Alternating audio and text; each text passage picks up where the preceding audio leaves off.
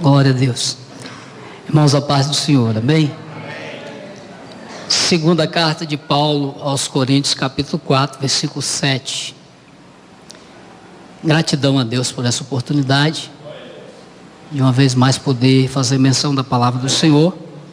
Ao evangelista Marcelo, que me ligou, Deus abençoe. Ao nosso pastor, seja Deus louvado pela sua vida, pela confiança, pela oportunidade que o Senhor sempre tem nos concedido. Parabenizar o Senhor também, pelo dia do pastor. Como já foi falado aqui, temos pastores aqui, mas somos todos ovelhas do pastor Carlos, e o pastor é aquele que está à frente da peleja, e sabe o peso, a responsabilidade, as lutas, as dificuldades. Que Deus continue dando força, dando graça ao Senhor e sustentando meu pastor sempre, em nome de Jesus. Diz assim a palavra do Senhor: temos, porém, esse tesouro em vasos de barro, para demonstrar que esse poder que tudo excede, provém de Deus e não de nós mesmos. Amém? Podemos assentar em nome de Jesus.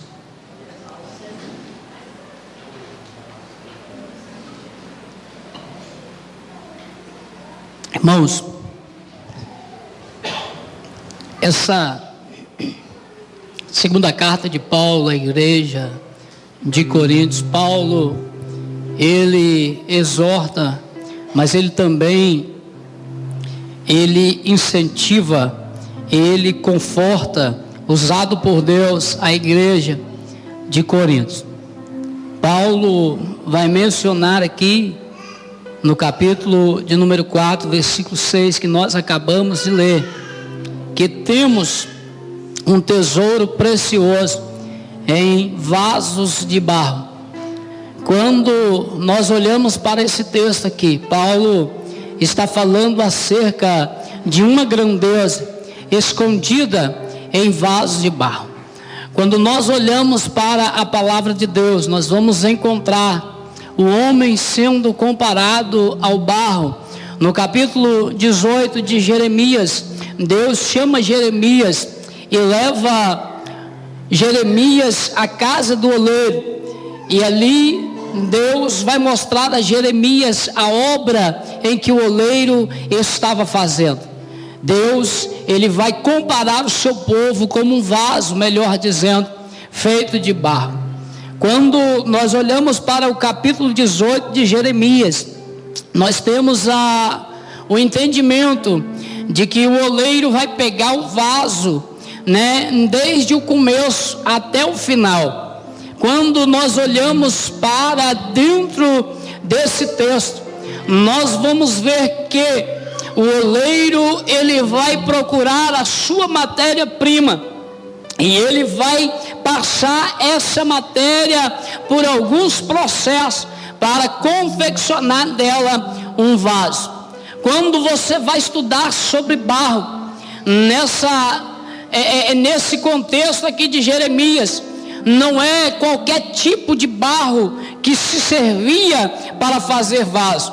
O oleiro, ele vai entrar para dentro do brejo, trazendo para o popular, porque não tinha a tecnologia que tem hoje, não tinha a mão de obra que se tem hoje. Então o profissional, aquele que trabalhava com o vaso, aquele que fazia vaso, ele ia adentrar em lugares talvez de mata fechada, em lugares de poças de lama, para buscar ali a sua matéria-prima. Se eu perguntar aqui nessa noite, alguns vão se lembrar, talvez ainda tem por aqui, eu não sei, aquele fogão de lenha, e de primeiro ele era tingido com barro branco. Aí a mãe pegava o menino e falava: vai em tal lugar e busca lá o barro para dar uma renovação no fogão. Aí vinha, eu lembro que a minha mãe fazia aquelas bolas, botava para secar, para depois usar. Então era assim, o oleiro, ele adentrava em lugares difíceis para procurar a matéria-prima. Deixa eu abrir aqui um parênteses para dizer: se a Bíblia está dizendo que o homem é como vaso, se o homem é aquele barro, imagina aí aonde Deus entrou para te achar, aonde Deus moveu para de você fazer de mim um vaso nas suas mãos.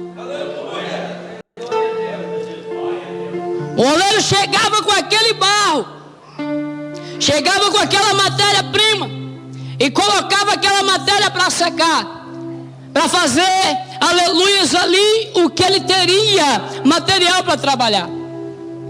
E se não me falha a memória, por pelo menos umas 4 malhas, esse barro aqui ele vai passar. Porque à medida que o oleiro vai trabalhando essa matéria-prima aqui, à medida que ele vai imprensando, à medida que ele vai passando ela na peneira, ele vai extraindo somente o que é de melhor. Eu entendo aqui que quando nós viemos para a presença do Senhor, quando nós levantamos a nossa mão, quantos costumes nós tínhamos, quantas coisas que nós fazíamos de errado. Eu lembro, pastor Carlos, que em 2007, quando eu vim para a presença de Deus, eu era cheio de mau costume, cheio de gíria. O pastor me deu oportunidade, eu fui dar uma saudação em novo convertido. Ele está explodindo, ele quer avançar. E eu lembro que eu estou falando de Jesus e já vem na minha mente dizendo: Jesus vai comprar o seu barulho. Eu falei, na hora eu segurei, porque era gíria lá do mundo, era gíria da onde eu vim. Mas o oleiro, na sua misericórdia, me pegou, olhou para um barro cheio de cavaco de terra, cheio de pedra, cheio de impureza, disse: não, ele vai ser um vaso na minha mão, eu vou trabalhar ele, eu vou colocar ele na malha, e eu vou tirar aquilo que está de excesso.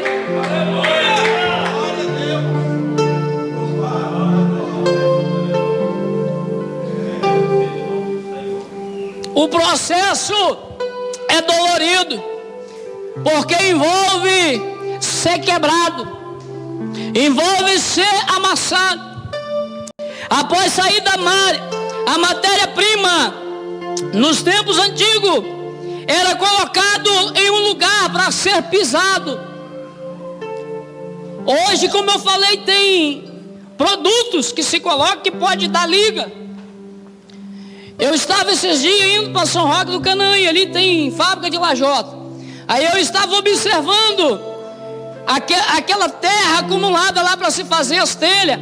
Mas você vê que não é só um tipo de terra. Tem pelo menos uns 2 ou 3 tipos de terra, de lugares diferentes, para poder fazer da liga. O oleiro colocava aquele barro ali, colocava aquele material ali, e aquele material começava a ser pisado. Talvez eu estou pregando para alguém aqui nessa noite. Deus me deu essa palavra, e você disse: eu não entendo porque às vezes o negócio parece que está bom, e eu passo por um vento, uma tribulação, e quando às vezes eu vou procurar um refúgio, alguém me dá uma palavra, eu sou pisado. Quem nunca foi pisado? Quem nunca foi desmerecido? Quem nunca foi olhado? Aleluias. E às vezes alguém menosprezou. Mas são as etapas do processo. É o oleiro permitindo que o barro seja pisado. Só que tem uma coisa: depois quem pagava aqueles que estavam pisando o barro é o próprio oleiro. Porque o vaso não tem que contender com aquele que pisa com ele. Quem acerta com ele é o oleiro.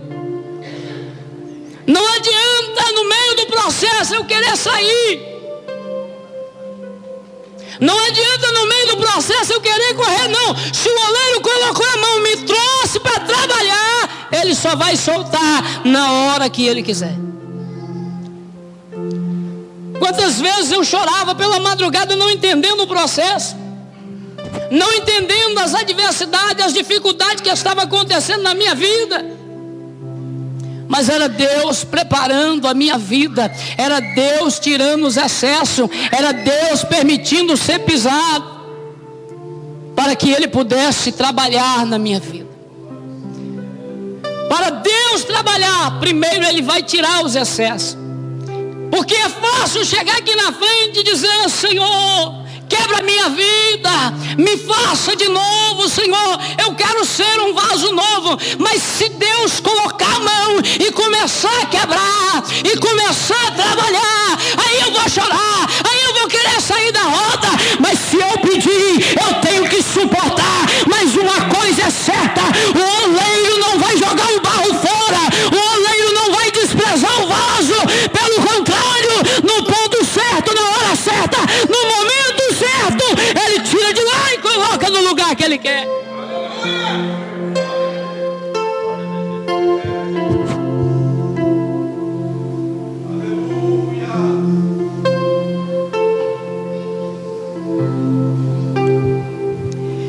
Ele pega esse barro e coloca ele na roda para trabalhar. E o barro agora já tem liga. Você sabe o que é isso aqui? Eu falei que eu observei lá pelo menos uns 3 tipos de terra diferentes. Mas no momento do processo ela cria liga uma com a outra. No reino de Deus é assim. Na obra de Deus é assim.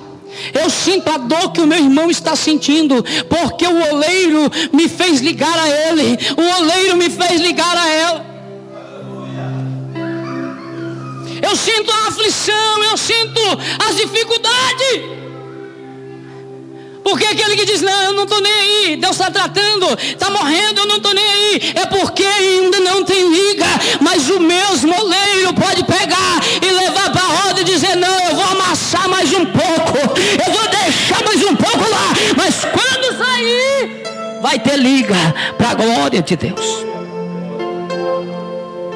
O vaso só é trabalhado quando tem liga, aí ele começa a trabalhar. É o processo.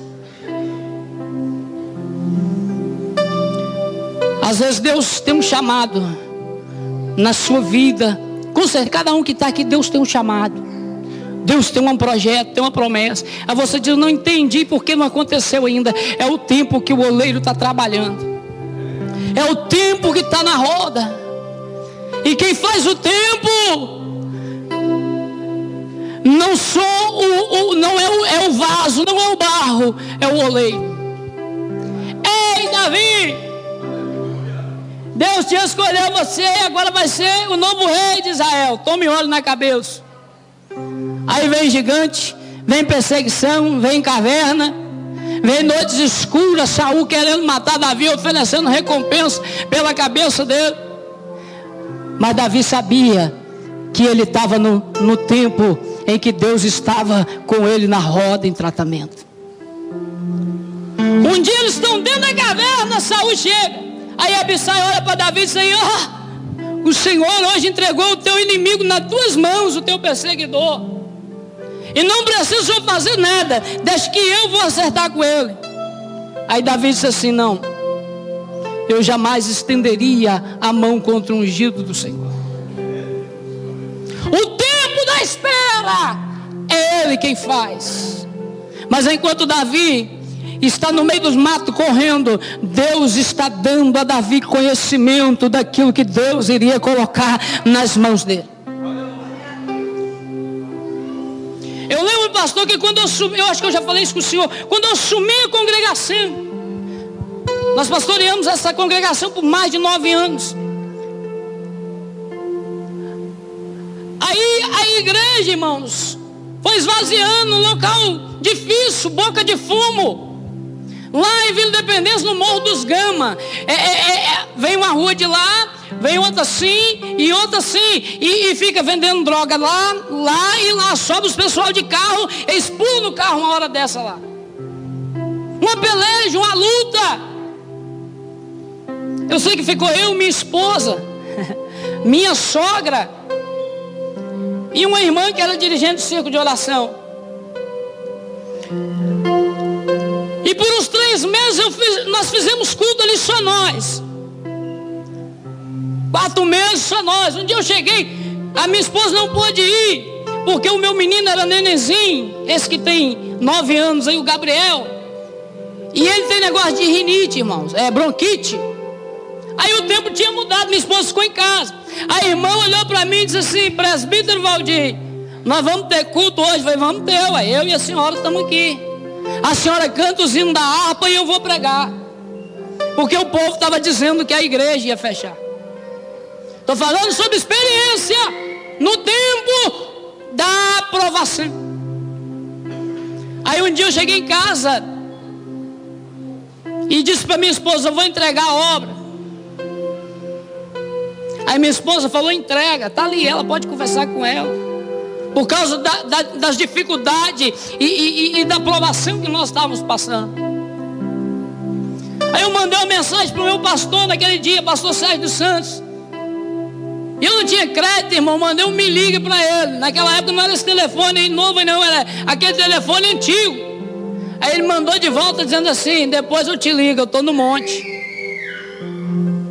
Aí o Espírito Santo de Deus falou: ele está orando, vai orar também. Aí eu entrei dentro de casa, catei um paletó que eu tinha lá, de monte, já todo batido de rasgar de coisa. Parti para o monte. Cheguei lá, o que eu ia falar com o meu pastor, irmãos, eu comecei a falar com Deus. Falei: Deus, não está dando, está assim, está assim, está assim, está assim. Sozinho. O sino da Vitória diz, quem conhece o Ceasa ali, tem a Vitória diz embaixo, lá em cima tem uma mata. Aí de repente a glória de Deus me envolveu, o Espírito Santo de Deus falou assim: eu estou te dando experiência, eu estou marcando o seu ministério, foi eu que te chamei, eu não te abandonei. Está no processo.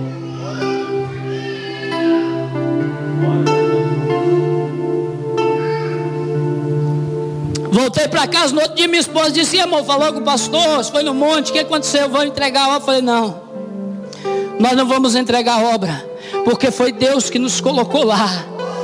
Nós vamos abrir uma campanha, e Deus já me deu o tema da campanha, Neemias 6:3, e Deus vai salvar vida naquele lugar, Deus vai enviar a pessoa. Hoje está lá, irmãos, para a glória de Deus, a obra está em ponto de laje. Se já não bateu a laje, ficou evangelista, ficou diácono, ficou presbítero, Deus começou a salvar. Deus salvou gente dentro do presídio, saiu da cadeia, foi reunir comigo, aleluia. Hoje é presbítero, pregador da palavra de Deus. Há um tempo da aprovação, há um tempo do silêncio de Deus, mas é o momento em que Ele está trabalhando.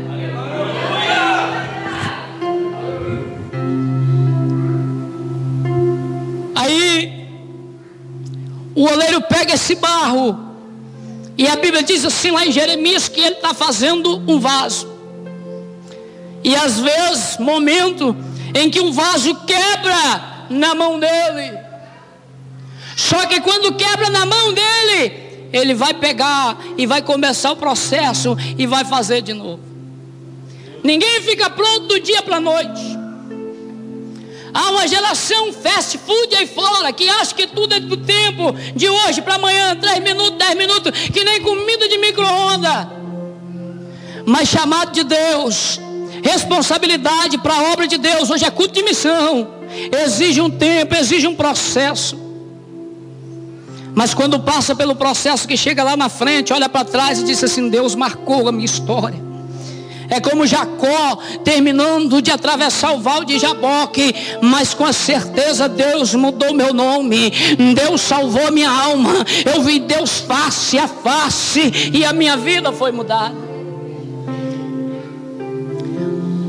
Aí ele pega esse vaso, leva ele no fogo, porque ainda tem um processo do fogo. Há uma temperatura, não sei aqui com precisão, mas é no fogo que ele vai provar a resistência. É no fogo da fornalha que o oleiro vai olhar e vai dizer: o vaso está preparado.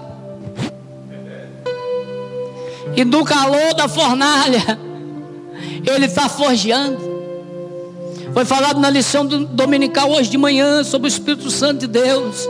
É Ele quem forja o caráter, é Ele quem forja a vida do homem, é Ele que tira os excessos, é Ele que trabalha.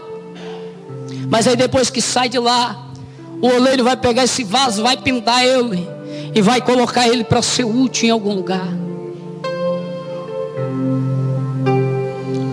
E Ele conhece o vaso que Ele fez. Ele conhece o vaso que Ele trabalhou.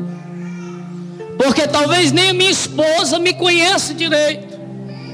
Nós somos casados, vai fazer dia 25 de julho. É isso, meu amor. Se eu errar aqui, eu apanho em casa. Dia 25 do mês que vem, 16 anos. Mas às vezes eu não me conheço direito. Mas o dono do vaso, Ele conhece. O dono do vaso conhece os pontos fracos do vaso. Havia naquela época comerciantes de vaso. Aí ele pegava o vaso que estava com trincadinho, rachadinho. Evangelista Marcelo pegava uma cera, dava uma mascarada, passava tinta. Mas vindo o dono do vaso, olhava e dizia: não, esse vaso eu conheço, foi eu que fiz, eu que fabriquei. Não, mas está mudado. Aí ele pegava o vaso e colocava de boca para baixo e colocava fogo no vaso. Aí a cera derretia. E ele dizia: tem uma marca aqui, eu sei, eu conheço. É banana subicandarábia. Sabe por que às vezes nós somos fortes aqui, mas como estamos diante da presença dele, nós desabamos. É ele dizendo: não, eu conheço a tua fraqueza, eu conheço a tua necessidade. É banana subicandarábia. Aí, para encerrar, Paulo fala acerca das tribulações, das lutas e da peleja, mas ele diz assim: nós temos esse precioso tesouro em vaso de barro, porque ele nos fez vaso e colocou dentro de nós um precioso tesouro. Para quê, pastor? Aleluias, aleluias, para que resplandeça a glória dele em nós, para que esse conhecimento da glória seja dele, não nossa. Porque todos nós somos portadores da glória de Deus, da presença de Deus. Quando Deus manda confeccionar a arca da aliança, havia na arca da aliança uma fagulha da glória de Deus chamada cavode, a glória da presença. Aí Paulo diz assim, que nós não somos como aquela geração de Moisés, porque quando foi no monte, só Moisés desceu com o rosto brilhando por causa da glória, porque havia uma fagulha da glória, da presença na arca. Mas Paulo diz assim que nós, com a cara descoberta, refletimos a glória de Deus. Oh, glória! Se coloque sobre os pés. Eu vou fazer uma oração e devolver o microfone a quem é de direito. Amém, meu pastor. E se tem alguém nessa noite que quer reconciliar com o Senhor, o tempo é hoje. Eu falei com o pastor Salles quando ele foi me buscar, um amigo meu que era diácono, pregava a palavra de Deus, se afastou. E ele me mandou um áudio essa tarde dizendo: ora pela minha vida, porque eu tenho sonhado com muitas obras de macumbaria, e hoje eu saí, eu senti, o mundo espiritual estava pesado, mas eu clamei a Deus por misericórdia, estou chegando em casa, ora pela minha vida. Aí eu mandei um áudio para ele dizendo, o nome dele é Rizomar. Eu chamo ele de Zomar, eu disse: Zomar, porque Deus tem um projeto na sua vida, e Ele não desiste de você. Ele conhece o vaso que Ele fez. Hoje é noite de retornar para a presença do Senhor. Se tem alguém que não tomou decisão com o Senhor, hoje é noite oportuna. Nós não sabemos o dia e nem a hora em que o Senhor virá, ou que nós seremos recolhidos dessa terra. Ontem um conhecido meu, lá de Vila Velha, Ponta da Fruta, de uns 52 anos, estava mandando áudio, brincando. E nessa madrugada ele sofreu um ataque cardíaco e morreu. Nós não sabemos o dia nem a hora. Hoje é noite oportuna. Não vou insistir. Que Deus abençoe cada um dos irmãos. Senhor Deus, te louvamos nessa noite, ó Pai, pelos processos que temos passado, mas em todo tempo o Senhor tem nos mantido de pé na tua presença. A cada dia um trabalhar novo do oleiro, mas pela tua misericórdia o Senhor nos colocou um precioso tesouro dentro de nós. Que o Senhor continue abençoando a tua igreja, fortalecendo e dando graça. Até o dia do arrebatamento, em nome de Jesus. Amém, Jesus.